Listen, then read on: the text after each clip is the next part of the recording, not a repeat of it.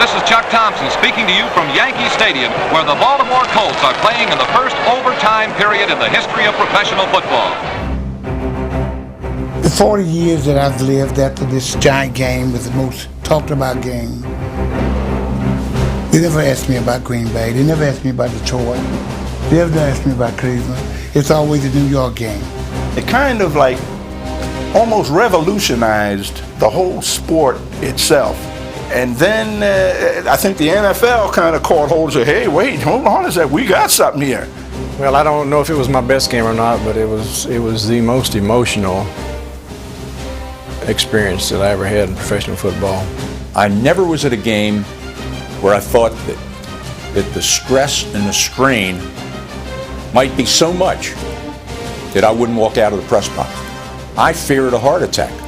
The ending, more than anything else, is what I think made people say the greatest football game ever.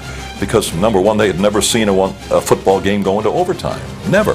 If you look back at what it accomplished and what it did for the NFL and television, the recognition of the American public, what a game football is, what a great game for television. All the fans, all the people there sitting in the Yankee Stadium were sitting on the edge of their seats. The people at home could not leave the TV set to go places they had scheduled to go that afternoon or that evening. It really made the National Football League.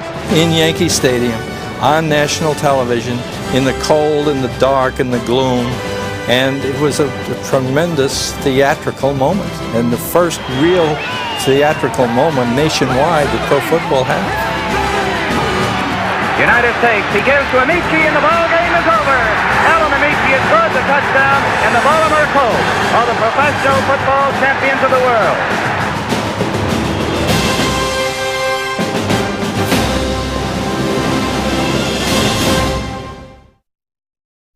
By 1958, President Eisenhower's famous grin beamed brighter than ever. A booming economy was providing Americans with more leisure time than at any previous moment in the nation's history.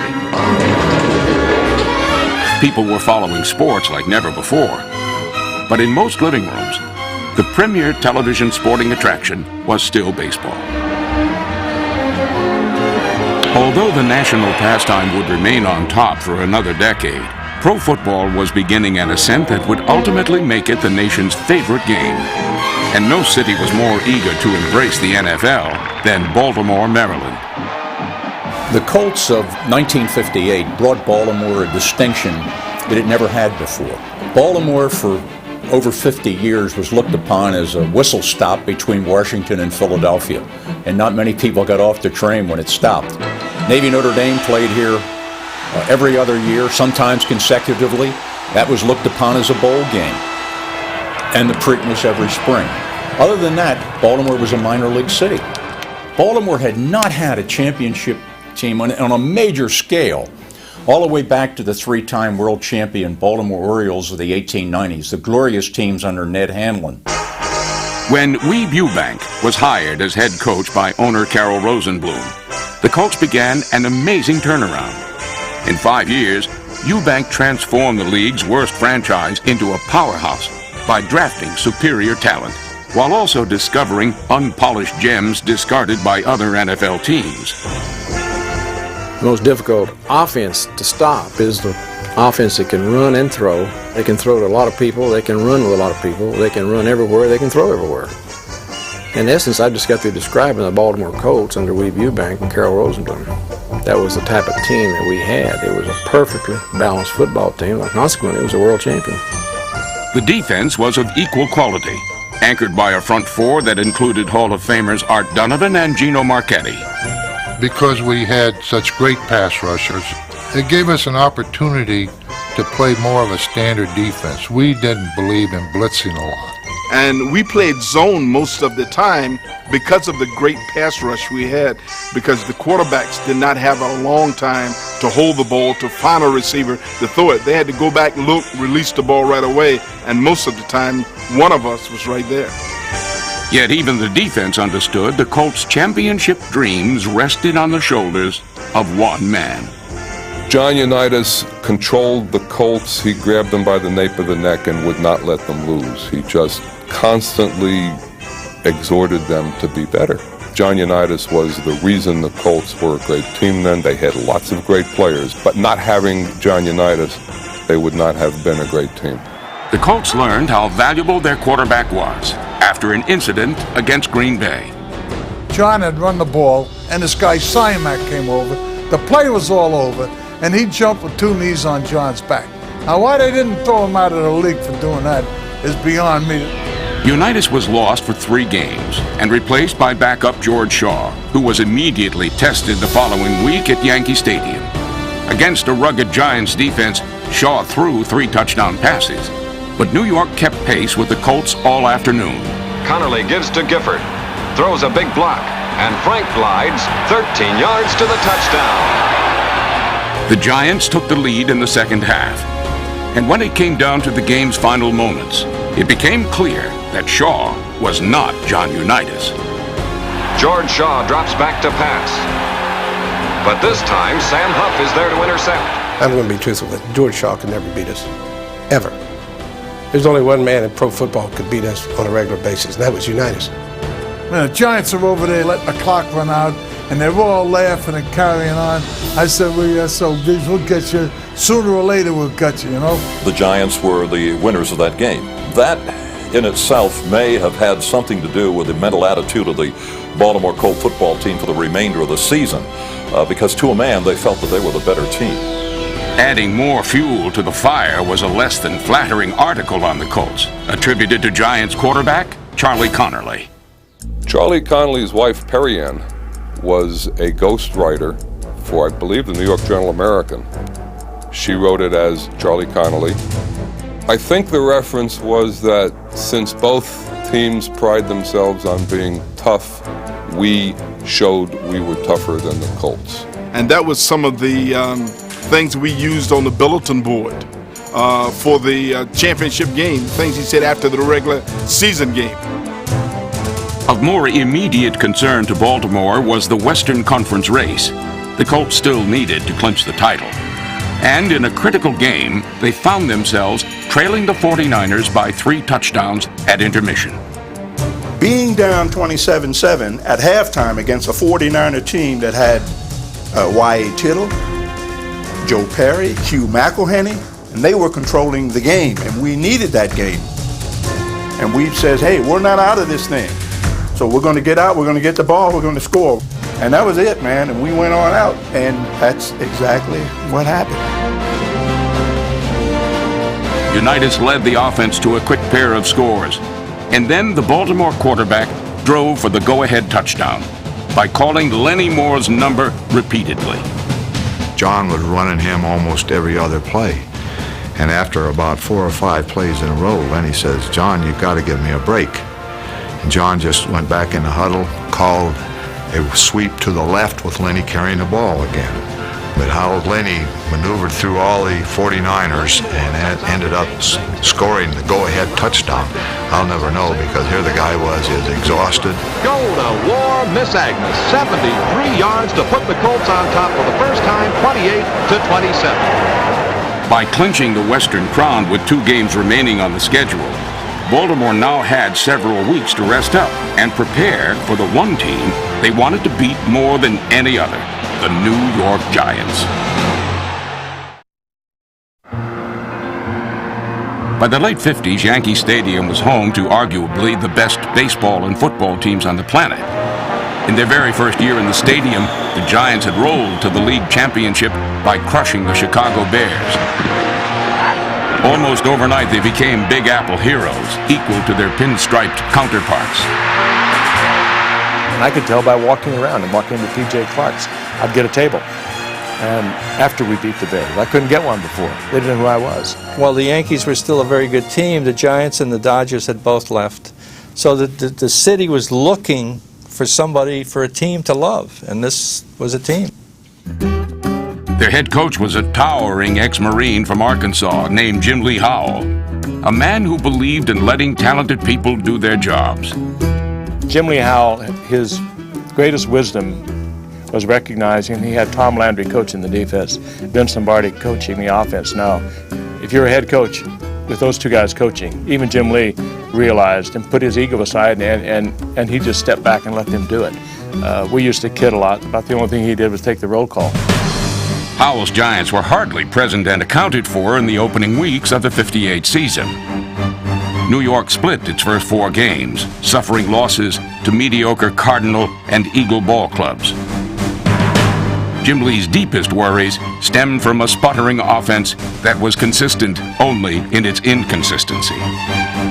We had some talented players, but we didn't have blinding speed. We didn't have a lot of size. So it wasn't by any means a great team. They're a very intelligent team and a very opportunistic team, but not overwhelming by any means. The Giants' defense was forced to carry the load, while the offense struggled to find itself. New York victories did not come easily, nor were they pretty to look at. The result was a climate of sarcasm and animosity between the two units. The defense was leaving the field. And as we were going on, this offensive unit of ours who played second fiddle to the defensive squad, at least in my career that I know of, they're yelling at us, get in there and hold them. It was kind of an adversarial situation, and the head coach, Jim Lee Howell, loved it.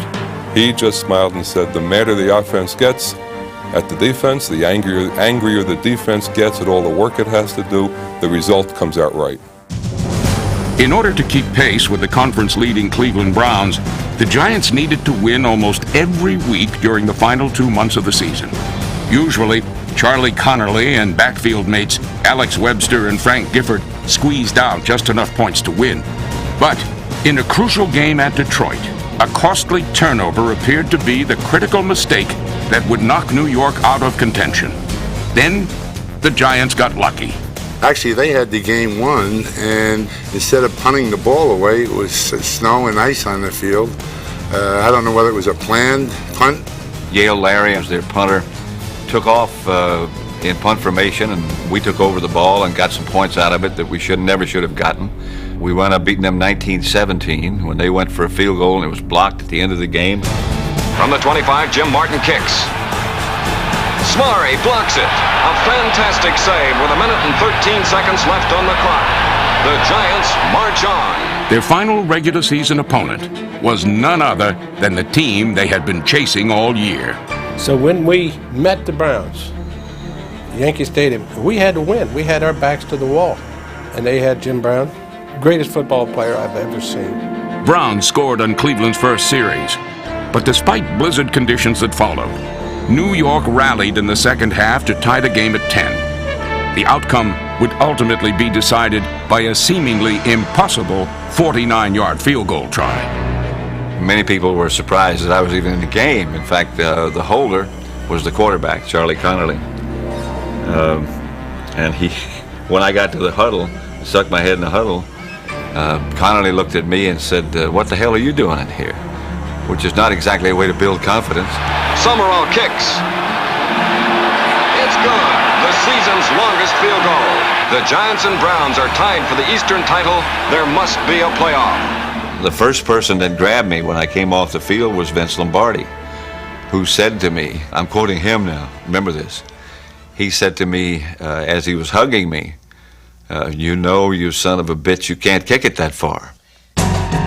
The win put the Giants in a one-game playoff, where the defense would have to shut down the NFL's ultimate weapon for a second straight week. We get another shot. You get another shot that's a great one. The big man, we're number 32. When I was with the New York Giants, I started the 4-3 defense. You know, I created a defense that could control the Cleveland Browns, Jim Brown and all. And that's the reason I developed it. Landry's schemes held Brown in check all day, and Hall of Fame defenders Sam Huff, Andy Robustelli, and Emlyn Tunnell also made life miserable for the rest of the Cleveland offense. Meanwhile, the New York attack somehow found its way into the end zone. I could have scored, I think, very easily. But Charlie Connerly was my roommate. I just turned around and flipped it to Charlie. And Charlie, at full speed ahead, and on 40-year-old legs, got it into the end zone. And I remember we went to the bench, and he came up to me and said, don't you ever do that again to me. And he had a few adjectives in there, too. So we went into the Baltimore game feeling pretty good about the fact that we just got there. But we were really a beat-up football team, and because of that stretch run when we won 7 of the last 8. We'd been hanging by such a thread and struggling throughout the year. I really didn't think we were a very good team. I thought we had a lot of good breaks, but I thought at that point when the season was over, after that playoff game, that we were very tired. As the exhausted Giants limped into the championship, the well-rested Colts were calm and collected as they approached the biggest game in their history. When we got back the first week, I'd laid them off for 3 or 4 days for a little rest, and we came in on Thursday, Friday, and Saturday and had some pretty good practices. As a matter of fact, on Saturday we thought we should have a little contact, so we had a little scrimmage. Then the following week, it was a routine week for us, and so it was old stuff to them, really. Made them feel like it was just another week. That's right. But this was no ordinary week for owner Carroll Rosenblum, who persuaded staff assistant Bob Shaw to illegally spy on the Giants' Yankee Stadium workouts. Rosenblum was enamored with getting an edge. He told Bob Shaw that if he was detected observing the Giants at practice, that he would guarantee him a job for life. So with that assurance, Shaw watched the Giants at work and came back and reported to Eubank like on a Wednesday that the Giants are going to be playing the same defense, so the Colts were prepared. And it wasn't so much that they got pertinent information, but it enabled them to just prepare for the Giants like there wasn't going to be any element of surprise. Both teams arrived early on game day, but the fans did not. In fact, more than 6,000 tickets remained unsold by kickoff. The reason? New Yorkers simply didn't know that seats were still available. The New York newspapers were on strike at that time. And so the game locally, other than the fact that we were in the championship game, didn't get a lot of publicity because nobody was writing about anything. And there weren't that many local tickets sold. The season ticket holders obviously knew about it and were at the game, but not the walk-up customers or what have you. The owner, Carroll Rosenblum, made special offers to the fans. He would pay for half the bus ticket for anybody who wanted to come see the game. And since the Giants had available tickets, that was a nice arrangement for them too. There were a lot of Baltimore people. Coupled with an enlarged Colts rooting section was an unseasonable game day climate that clearly favored the visiting team. And it was an ideal day. We got great break on the weather in New York in December, late, and got a 45-degree day, with no wind. Well, it was good for us. You could really smell the manure that they had put on the field to keep the field warm. Man, what a smell. The Colts held their noses, but were all ears when Coach Weeb Eubank addressed the team in the locker room prior to kickoff. Weeb, that game, had probably one of the greatest pep talks. And what was a pep talk, I don't know. But what he did, he went down the rosters. Johnny Unitas, they didn't want you. You played with the Bluefield Rams or whatever, He said, and then Pittsburgh didn't want you, they cut you. But we got you. Well, what he said to me, said, you call yourself an all-pro, and he just said, you ain't worth a damn. I mean, if you can't get the job done, playing against Roby Stelly. Steve Mara, our field goal kicker, said, Steve, you've had a terrible year. You've just been awful. Now you've got to kick today. We're going to need you. You've got to put these balls through. He knew the buttons to push on each and every player on that football team, and he did a great job in doing that. In a moment, the first quarter of the 1958 NFL Championship game.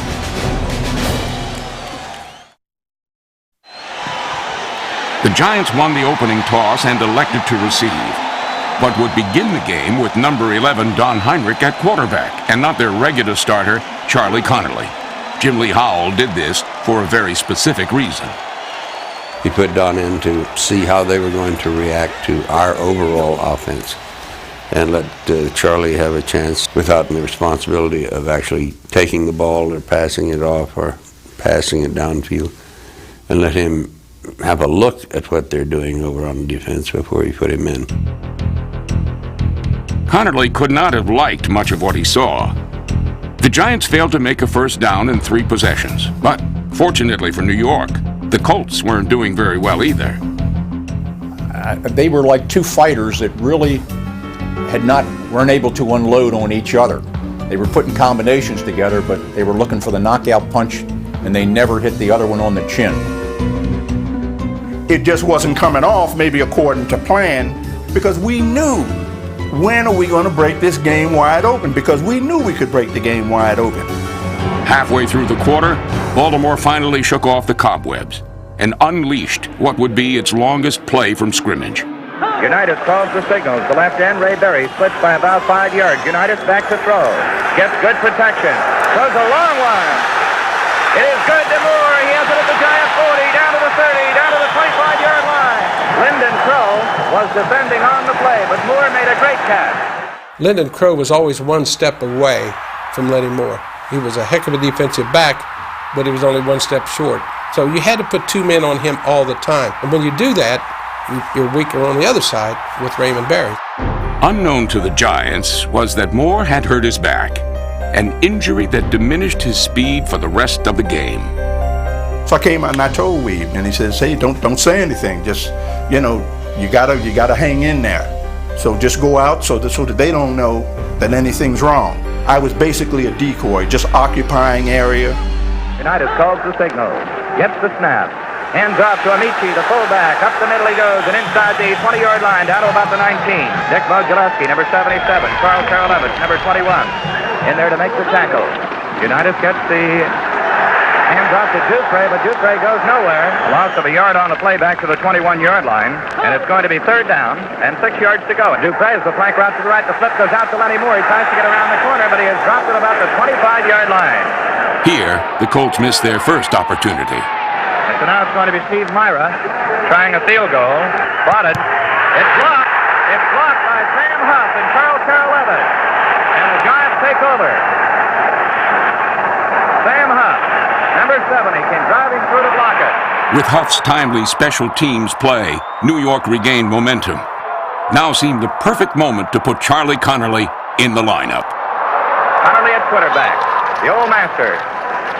Gets set to throw. Throws the quick one to Triplett, the fullback. He's over the 30-yard line. Tackle made by Kinnick, number 66. Giants up there at the line of scrimmage. The flip goes to Gifford, wide to the left. And he gets yardage. He's at the 35, the 40. He's at the 50, the Baltimore 40, the 35. And he's down to about the 31-yard line. Key player in that was left tackle Roosevelt Brown, Hall of Famer, and who could outrun me and weighed about 250 pounds, and I think he made 2 key blocks on the same play. Circled his own left end, cut back, and goes all the way down to the Baltimore 31-yard line. This time it's a straight T in the backfield. Connerly calls. Hands to Triplett. Wide to the left. He cuts back in, but gets just about a yard to the 30-yard line. Art Donovan, number 70, in there to make the tackle. Kyle Roach splits out. Gifford out to the left. Connerly rolls to his right. Throws a long one. No good. Intended for Kyle Roach down inside the 5-yard line. Straight T in the backfield. The end split. Connerly back to throw. He fires it. It is no good. Intended for Webster, but Webster fell down.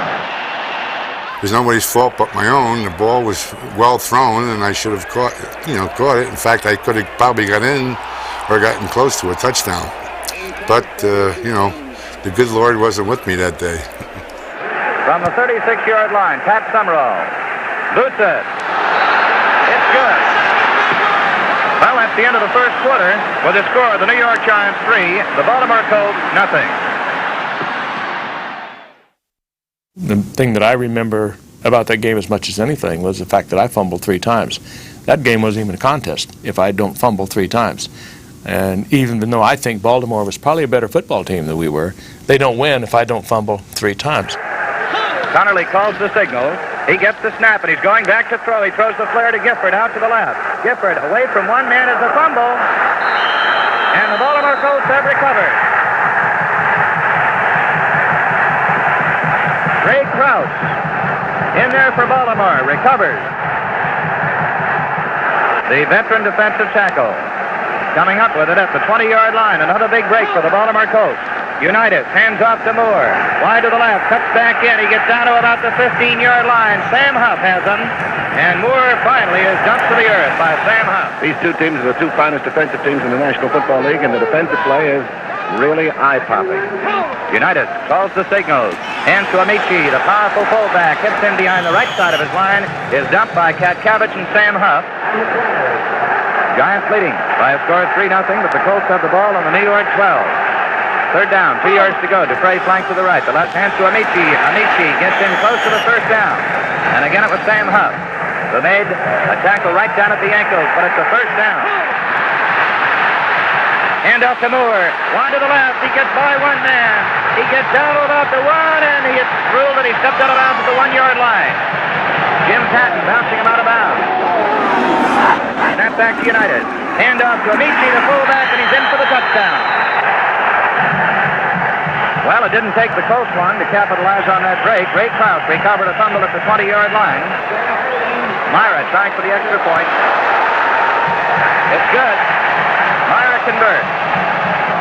And it is a 7-3 football game. The Baltimore Colts in front.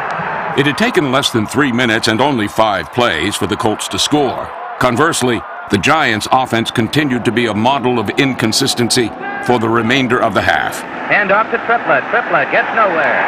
So it'll be second down and 9 yards to go. The Baltimore Colts 7, the New York Giants 3. 9.5 minutes left to play in the first half of this game. Connerly back to throw, but he's smothered back inside his own 40-yard line. Bill Pellington came crashing through. We didn't have that much talent, you know. As far as their defensive line, we were much bigger than our offensive line. And they just had a great defensive ball club, and we just couldn't handle them. But then Baltimore got a bit too generous.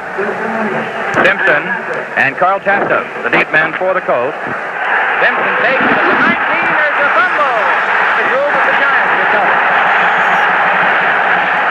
It's the Giants' ball. With the New York touchdown all but gift-wrapped at the Baltimore 10, the Giants committed their second mistake of the quarter.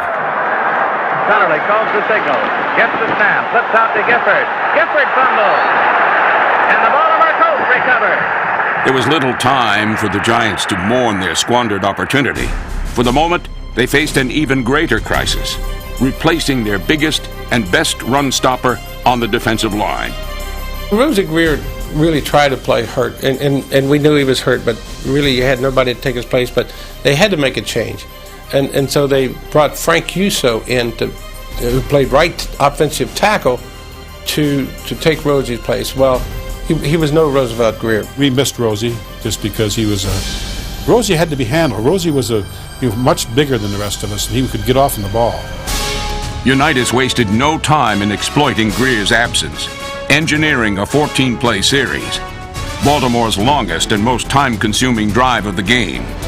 Unitas, being the genius that he is, always did things when he was ready to do it. Sometimes he wouldn't do it immediately, but he always kept it back here, and he said, "Hey, Alex, you still got it?" Or "Parker, you still think you can do this?" Boom, and then he would call it. Our coach, Weeb Eubank, knew against the New York Giants defense that we weren't going to run on them all day, and I think told our quarterback, John Unitas, to throw the ball a lot. Or, if necessary, carry the ball as well. Unitas back to throw. Gets protection, runs to the ball, 45, 40, 35, down to the 30-yard line. He was number one. He was our bread and butter. We could let nothing get close to him.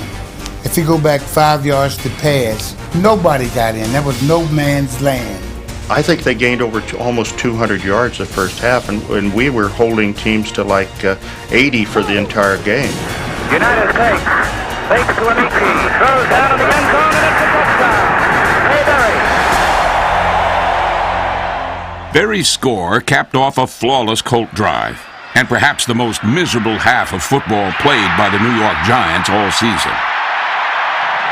Brown trying for the extra point. Ray Brown holding at the 10-yard line. It's good. Well, it's the end of the first half, and the score is the Baltimore Colts 14, the New York Giants 3.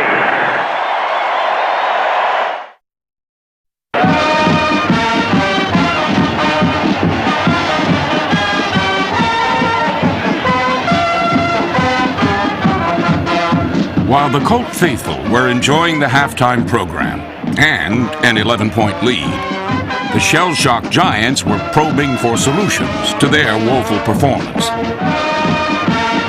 We were beating ourselves by mistakes. As he said, Frank's 3 fumbles. I fell down a couple times. A lineman would miss a block and key things like that, or Charlie overthrew the ball. I think we all felt fortunate, as I recall, that we were that close, because we were a beat-up football team, and we felt we could win. We knew we had the defense to win. Landry, who didn't say a lot to the defensive unit, just said, if you keep doing what I'm telling you to do, we'll win, which was about as emotional as he got. 14 points, most of the time, is not going to win a football game for you. So you're down, so what? Now you got to hold them even more. And if you hold them, your offense comes back, you still win. Coming up, the second half of the 1958 NFL Championship game.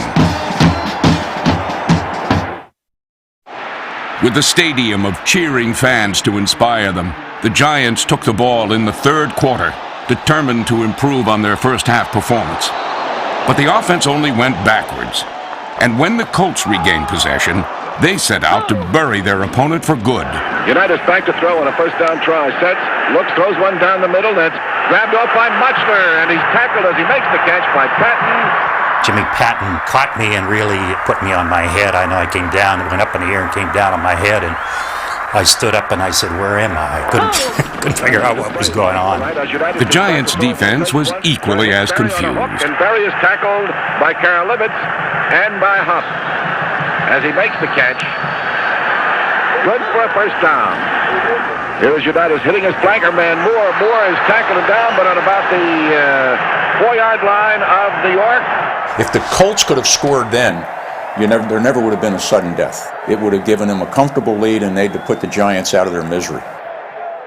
No, we really believed in those days that we could stop people. I mean, that was a very, very strong part of our team personality, and we did it a lot. We had a lot of goal line stands.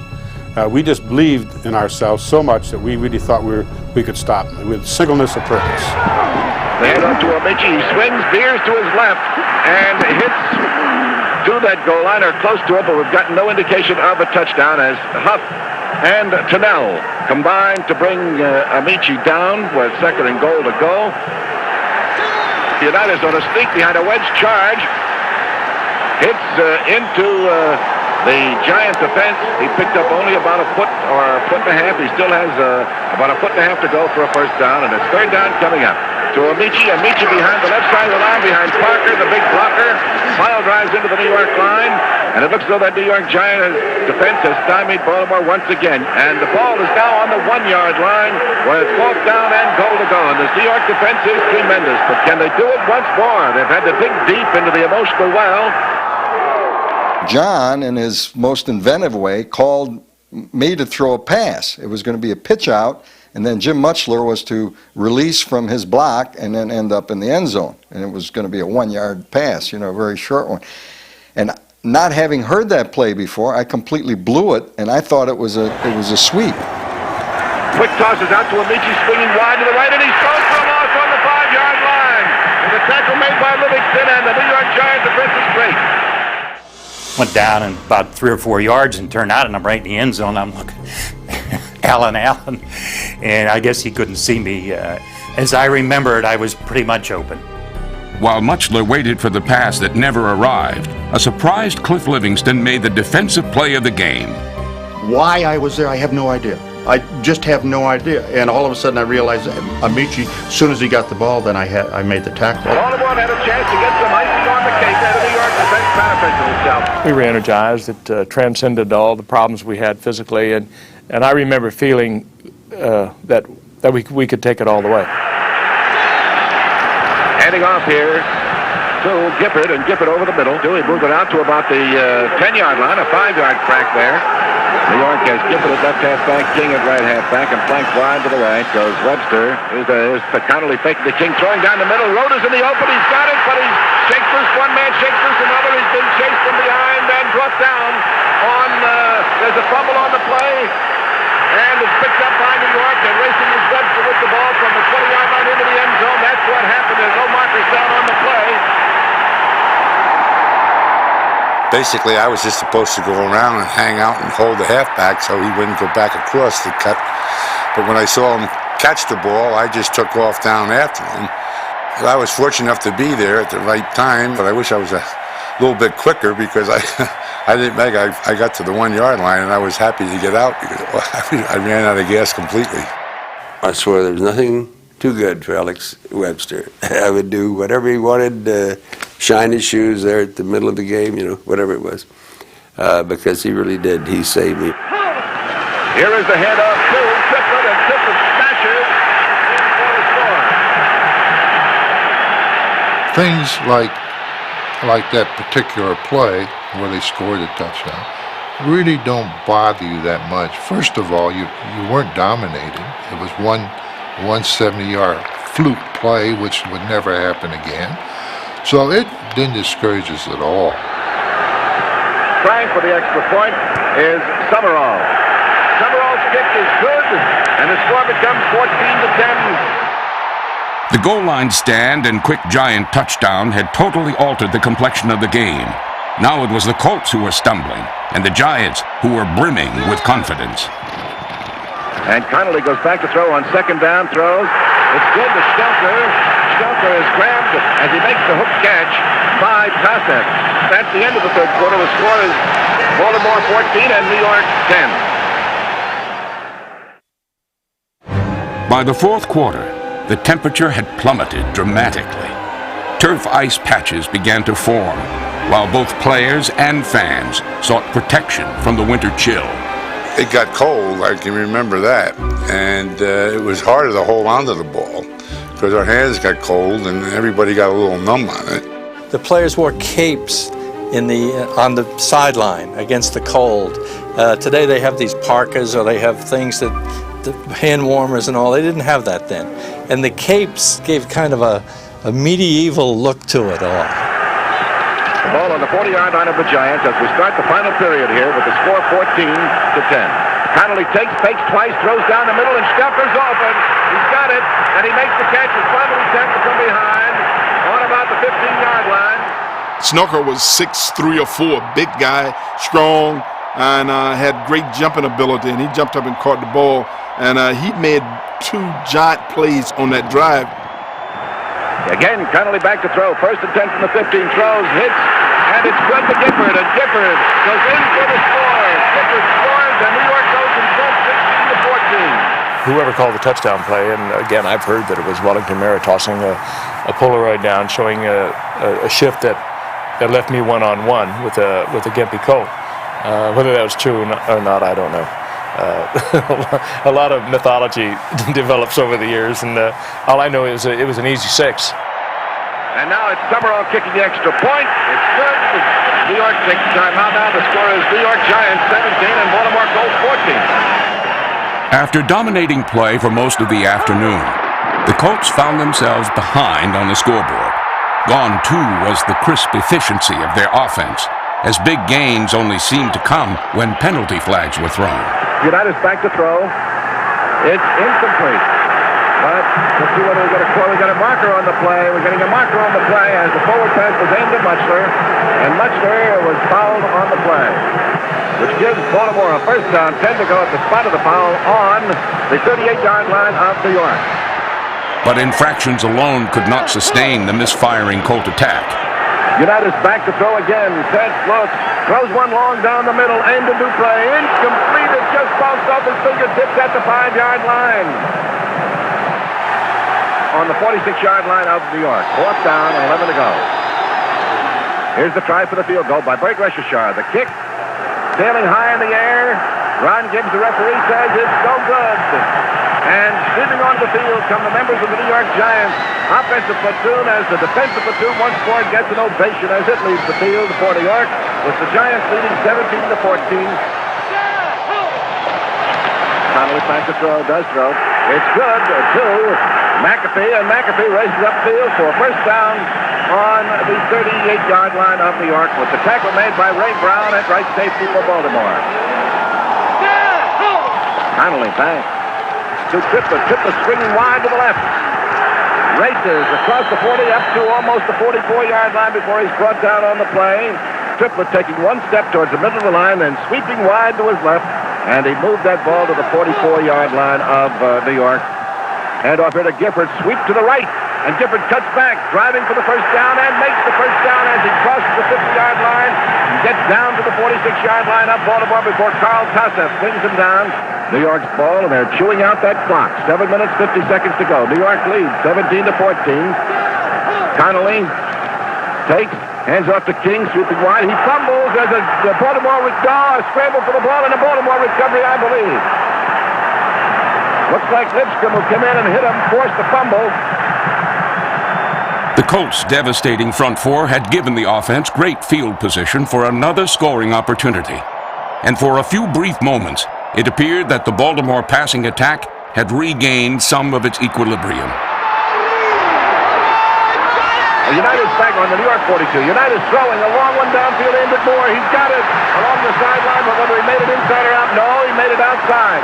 At the 3-yard line, a sensational catch, but just outside. Lyndon Crow was racing down the sideline, battling him for the ball. 7:10 left to play in the ball game. Back goes Unitas. Unitas throws. It's good to Perry. Perry is driven out of bounds on the 31-yard line. Everybody on the offensive team got good splits. Instead of a yard, a half a yard, we got a yard and a half. We made them spread the defense out. And then I think the second half or the last quarter, they got help to it. They played their type of defense. With New York leading 17-14. Baltimore. Unitas back. Robicelli drops him for a loss. Andy Robicelli on a bootleg play by Unitas. Robicelli made just an instant hesitation, decided it was a bootleg. He couldn't see the ball. Then he tore for Unitas and floored him for a loss on the 38-yard line of New York. Third down coming up for Baltimore on the 38-yard line. Here's Babb, New York, and here thrown for a loss again is Unitas, with the charge led by Mozalewski this time, Dick Mozalewski and Jim Katcavage. Dick Mozalewski and Katcavage. This New York team is aflame defensively. They fired through on Unitas and dropped him for another loss. Fourth down and 27 to go. They're kicking. Brown is back on his own 40. He kicks, tails one down into the corner. Patton goes back for it, takes and catches it on the 5, starts upfield to the 10, the 15. Driven out of bounds across the field. New York takes time out now. The score is New York Giants 17 and Baltimore Colts 14. And I said to Gino, we're standing, and I said, you know, this is the first championship game we were ever in. I mean, we took a shellacking all those years in pro football. I said, if we lose this game, what a mistravity of justice or whatever the word is for. I said, because we're so better than these guys, and here we are fighting for our lives. And then I think Gino says, yeah, you're right, Fatso. That's all. New York's ball, first and 10 to go on their own 19. Connolly to Alex Webster. Webster cutting back, smashes upfield to about the 24-yard line. And it's second down and 5 to go for the Giants. The game, that clock running, and New York taking all the time in the world, right up to the last minute. With now 5 minutes left to play in the ball game. Gifford and Gifford in the back line with Connolly the quarterback. Connolly to Gifford. Gifford off the tackle is brought down to be tackled by Big Daddy Gene Lipscomb. A 288-pound, 6'6" right tackle for Baltimore. Third and 5 coming up now for New York. Here's Connolly back to throw now. Here's the throw. Good to Webster, and Webster, all he wants is the first down, and steps out of bounds at about the 33-yard line. Here's Connolly now to Webster. Webster is hit at the line of scrimmage by the whole right side of the Baltimore line, led by Lipscomb and Joyce. Gain of about, call it no gain. They maybe picked up a half yard. So it's second and 9.5 to go. Hand off to Gifford. Gifford off the tackle. Smashes to about the 40-yard line with a tackle made by Carl Tossup in the secondary. Now came a third down decision and the single most controversial play of the 58 championship. And it's third down coming up now. Just a shade under 4 to go for a first down for New York. Connolly to Gifford. Gifford off the tackle. Smashes to about the 43-yard line. And it's going to be close as Gifford hugs that football. And as Gifford cut back, I was there, so I made the tackle. Here comes Big Daddy flying over the pile, piling on. Bam, there goes, breaks. He lands on Gino's leg and breaks it. And I can remember laying there, and it hurt like hell. You know, if I wasn't a big man, I might have cried. But I remember Frank Gifford or somebody saying, "Okay, Marchetti, get up, the play's over," and I'm hollering. I said, "Jesus, I can't get up." I said, "My leg is, it's broken." Then all thing broke loose because Marchetti broke his leg, and they hadn't marked the ball. And by the time they got him out of there, and now he put the ball down. And I've been playing football a lot of years, and I've been running the football a lot of years, and there's no question in my mind what I saw was a first down. And there was no question in my mind I made the first down. I didn't even think about measuring it. I remember sitting in the press box and watching the play evolve and saying to myself, he made a first down. And, suddenly the official picked up the ball and marked it, and it was not a first down. And he starts hollering, I made it. And I says, hey, why don't you shut up? The official says you didn't make it, okay? In my own notes, which I still have, alongside of it I wrote short by a foot. He made it, and if you look at the film, you know he made it. After the game, as they were all walking off the field, the official came up to Frank and said, "I'm sorry, Frank, I blew it. It was a first down." But I know on the fourth down, we all wanted to go for it. And even Coach Lombardi yelled at it. And I think Landry wanted us to go for it. And I had no idea. I didn't imagine that they were going to kick the ball. I said, these guys got to go for it. They've been moving the ball, moving it well. Why would they kick the ball? And Jim Lee Howell, I guess, made the decision to kick the ball because they thought they could stop us and get the ball back. We had the best punter in the league, and he kicked a good one, and he put him back into the hole. There's the kick by Chandler, a high one coming downfield. Tasha signals for a fair catch, makes it, and grabs that ball on about the 15-yard line of Baltimore. And in troops the defensive platoon for New York. In comes the offensive group for Baltimore. Baltimore is 85 yards away from a touchdown. Barely 2 minutes remained in the quarter as the Colts sideline welcomed a surprise occupant, the injured Marchetti, who refused to be removed for medical treatment. Gino would say, put me down. I want to watch what's going on the field. And it was really an incredible picture to see an incapacitated Marchetti sitting up, unable to get up because of the broken ankle, but watching what was going on the field. And as a captain, I thought it was important that I be there. I thought that being there might motivate him. And I thought, also I'd like to see the end of the game. 2 minutes and 20 seconds to go, and the clock is running. United's back to throw. Set, Wolf.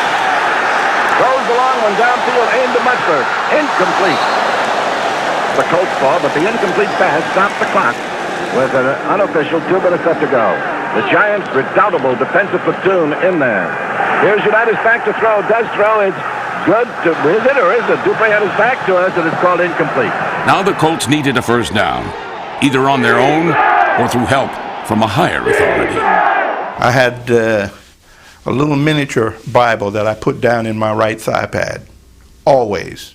And whatever the other guys did, some of them might have done their own little idiosyncrasy. Mine was, I had to have that little miniature Holy Bible down in my right thigh pad. Third down coming up, 10 to go. Again, United is back. Set, look, throws out to the right. Good to his flanker man, Moore, I believe, Lenny Moore. And it is the first down for Baltimore. That's all he was looking for.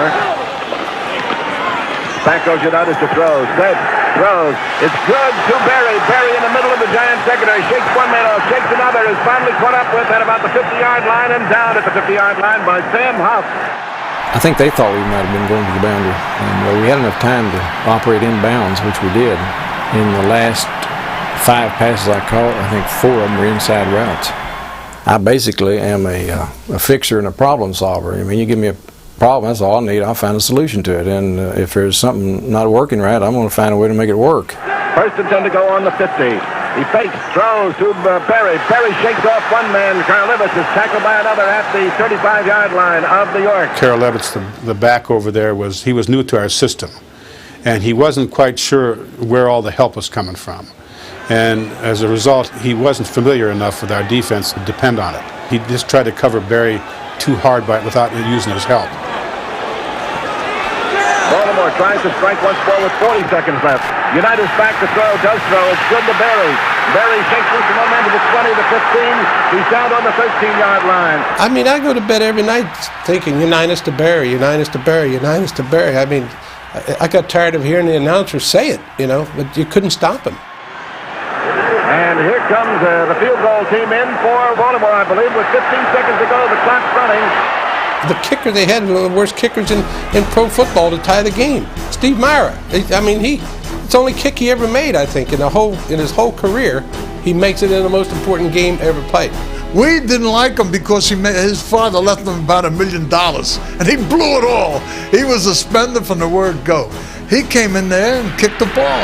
There's the kick, and the kick by Myra is good, and the game is tied 17-17.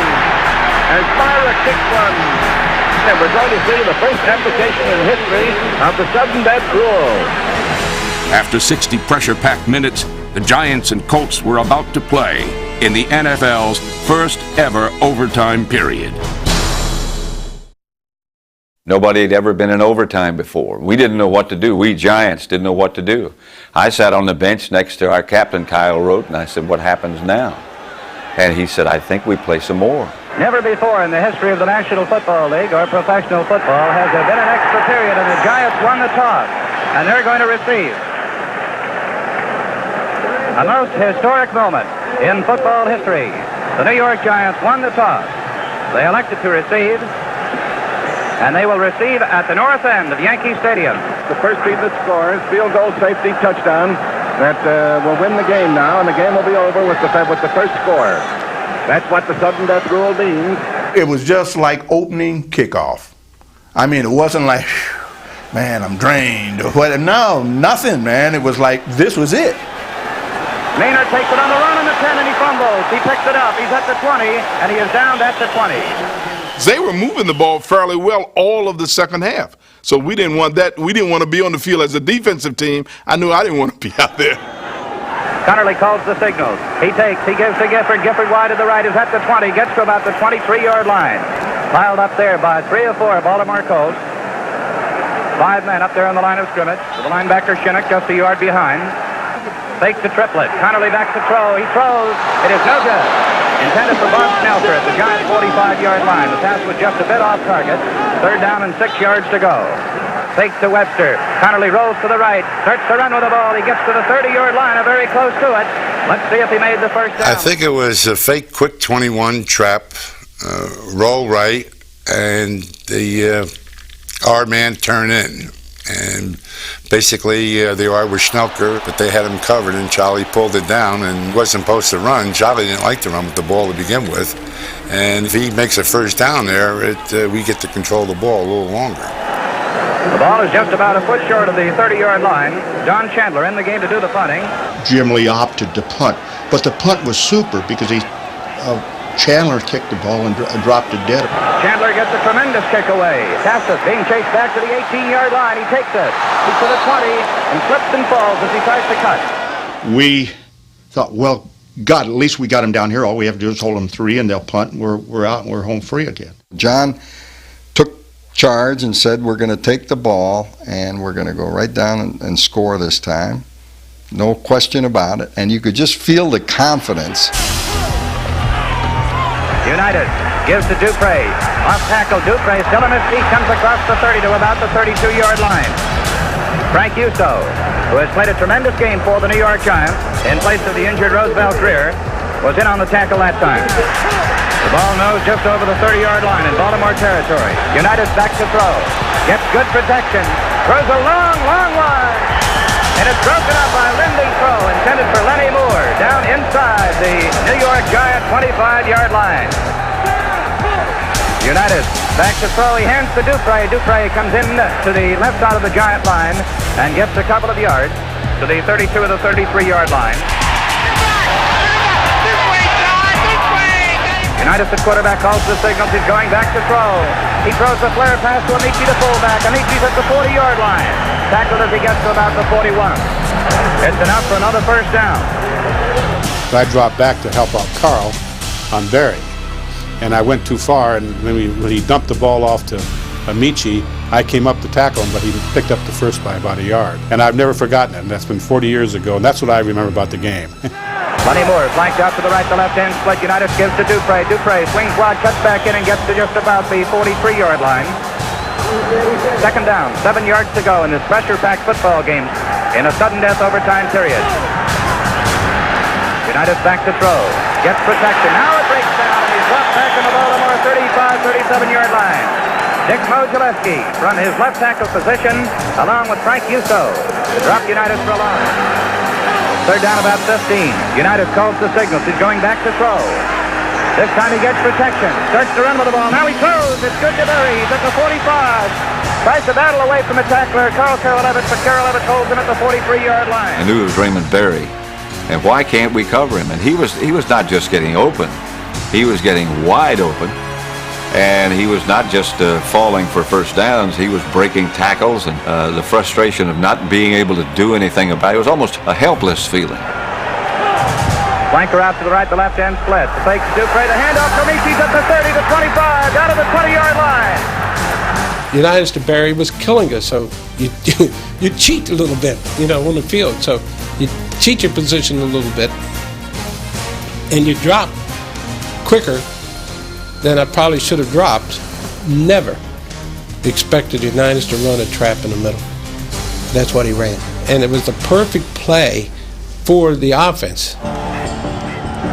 Handoff to Dupre, cuts back in, gets to just about the line of scrimmage. Maybe a yard. Sam Huff in there to make the tackle. Emlyn Tunnell also helping out. Buzz Nutter is over the ball at center. Snap back to Unitas. He throws the quick one to Berry. He makes a fine grab at the 10-yard line.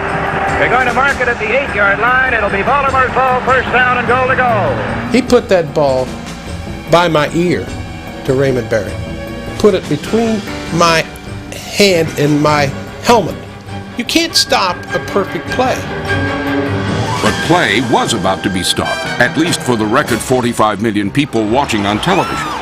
At the climactic moment of pro football's first overtime game, the TV picture suddenly and mysteriously went off the air. The fans were so excited, leaning forward, and the sophistication of the television industry then was not what it is now. In the pressure of leaning against the cables, snapped the cables, and so they lost picture. I felt that it was such a great football game that I hated to see something like that ruin the ending. And we got a great break. Play will be held up now. A fan running out on the field with three of New York's finest trying to corner him. He took the time to stop this gentleman and get him off the sideline so that he would not interfere with the game, and that's all the time that NBC needed to get the picture back on the air. I found out later it was really an employee of NBC. I met my colleague and friend Lindsey Nelson, who was then an employee of NBC, identified the man and said he was an NBC business executive of some kind. That he was told to get down there and do something to disrupt the game until they could regain their picture. I don't believe it. I would be surprised if any one of them was quite that smart to begin with. Whoever he was, his broken field diversion got the game back on TV screens without viewers missing a single play. Unitas calls the signal. He gives to Amici, and Amici piles into about the 6-yard line. Now it was time for another Unitas gamble, a controversial play that, called by anyone else, might have backfired. Baltimore at the line of scrimmage, second down 7. Unitas at quarterback, calls, he throws. Oh, flare pass out to the right, it's good. To Mutchler, down to about the 1-yard line. If the field was not frozen, I would have gone in the end zone. It wouldn't have been a problem because I would have been able to get my footing and just cut out, right through the corner down there. I'm just thinking, oh, thank God I caught it. So I remember asking Unitas after the game, did you feel that was a big risk throwing this pass out in the flat that could have been intercepted? And he looked at me, straight at me, and he said, when you know what you're doing, you don't get intercepted. And to me, you can put that on his tombstone. The Colts at the line of scrimmage. Flanker to the right, the ends are tight. Unitas takes, he gives to Amici, and the ball game is over. Alan Amici has scored the touchdown, and the Baltimore Colts are the professional football champions of the world. Lenny Moore was not known for a great blocker. never was known for that. He threw one of the best blocks that anyone has ever seen in the National Football League on a touchdown that Amici scored, because the hole was big enough that you could drive a Mack truck through that hole. I expected to be hit, so I had my head down very low, and I ran low to the ground, and I just sort of bounced on the ground a couple of times. And by the time I got up, I must have been smothered by hundreds of people. And I actually lost the ball, and I remember Buzz Nutter, our center, had to fight some guy to get the ball back. We try to get off the field, you know. I know somebody must have tried to pick up weed and said, "The hell with it, let's get out of here before we get killed." After the game, of all individuals that I should encounter, one-on-one was Commissioner Burt Bell with two of his children. He said, "John, old boy, I never thought that I would live to see sudden death." At the end of the game, the final score, Baltimore 23, the New York Giants 17. We'll be back in a moment with the final wrap-up of today's game. As night fell, the disconsolate Giants learned one of their teammates had suffered yet another defeat. The sports car traditionally awarded to the game MVP was going elsewhere. I heard that in the press box when we were ahead 17-14, that they had voted for the most valuable player, and that our quarterback, Charlie Connolly, had gotten the award as the MVP of the game. And then as the Colts rallied and came down and tied the game on Steve Myers' field goal right at the end, they changed their mind then and during the overtime period and gave it to John Unitas. And that's why Perry Ann Connolly said, "Mrs. Unitas is driving my car." Here comes a fellow with this is the happiest expression this man has had in the football season of 1958. Here is the owner of the Baltimore Colts, Carroll Rosenblum. Carroll, what do we say? Chuck, it's not the happiest expression I've had since we've been playing, but I think it's the happiest I've ever had in my life. You just can't say enough about these kids. They are the greatest. Carroll, as I said earlier, the comeback that the football team made in the second half, I think, was one of the greatest tributes a team has ever paid its coaching staff. No question about that. They proved that they believed in themselves, Chuck, and they've repaid the fans for all the good they've done for them. And I hope that you'll forgive me for saying it, Carroll, but I'm quite sure that every man on this football squad also felt that he owed that kind of a crack to Carroll Rosenblum. Well, it's very sweet of you. I feel the same way about them, Chuck. The only thing we had was knee-high orange. You know, here's the grown men in the Second World War and all that. We can't even have a beer after a game. We had to go and buy our own beer. Then we would drink it. The Colts made sure they kept the championship trophy within the city limits. In the 1959 title game rematch with the Giants, Baltimore had a much easier time repeating as kings of the NFL. They were winning the first half. The second half, we just absolutely annihilated them. I think we must have scored 4 or 5 touchdowns, and the second half wasn't even a contest. In fact, I told Charlie Connolly, I said, "Charlie, you better get out of here before you get killed." I intercepted 2 passes. I ran one back for a touchdown. I ran punts back and kickoffs back for about 180 yards in that game. It's probably one of the best games that I'd ever played, and we kind of ran them out of the building that day. Although they would remain perennial contenders, this would be Baltimore's last world championship for over a decade. Meanwhile, the Giants would be title game bridesmaids 3 times over the next 4 years. But none of this seemed to matter in Manhattan. New Yorkers had fallen head over heels in love with the NFL and their Giants. Some of their biggest boosters were employed by television networks and advertising agencies. When the Giants players had already established themselves as glamour boys, became a part of this surge in the popularity of pro football, it made perfect sense for the players to reap the benefits of being in and near Madison Avenue and in the capital of advertising and media and broadcasting of the country. I think it was almost a natural result of having played that game on national television. Here's Frank Gifford, all-pro halfback. Hey, Joe, are you still using that greasy kid stuff on your hair? What else? Vitalis. That's what else. I'm going to tell you the truth. We were sick and tired of baseball being the national pastime. And these guys would walk around, you know, and they had all the endorsements. And all of a sudden, after the 58 game, they started realizing who the Giants were. I started in broadcasting in 1960 while I was still playing at CBS. Gifford started in broadcasting while he was still playing. Kyle Rote was on the air. I mean, that kind of thing was unheard of. That game, I think, opened a lot of doors for a lot of people, including me. The Colt-Giant game did more than anything else in the history of the National Football League to establish professional football as a very viable television product. I think that convinced everybody that this is one of the best ways to spend your money on television. I look back at it as the greatest game I ever played for the NFL. I think it put the NFL on television. It was the first big game that meant something, where a lot of people were behind it, and a lot of people on television that watched it. At that time, I think it was the greatest game ever played. I think there have been a lot of great games since then. It was not the greatest 60-minute game. The greatest game ever played? No way. Because that game hasn't been played yet.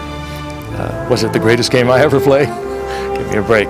3 fumbles. And everybody kept saying, the greatest game that came out, the greatest game ever played. What do you mean, greatest game ever played? You know, it wasn't our greatest game that we played. I think it was a pivotal game that ignited the country, ignited the flame of pro football enthusiasm like never before.